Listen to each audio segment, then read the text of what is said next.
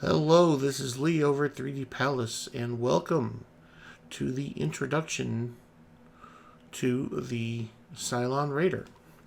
Cylon Raider came out originally in 2011, so it's actually 7 years old.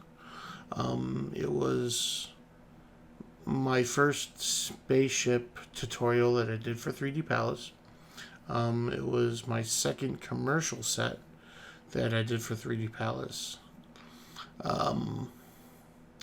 As you can see, we are in fact in Max 2020. I just loaded up the save file and just had to run a very simple conversion. The box, the dialog box popped up, and all I had to do was save it, and we're good to go. Basically, as you can see, the modeling itself is all very clean, and all the techniques are still viable today.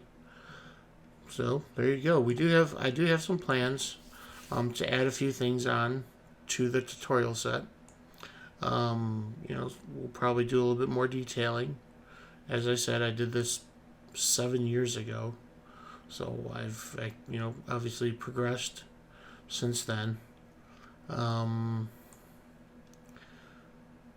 there you have it. I am going to warn you that the set is 7 years old.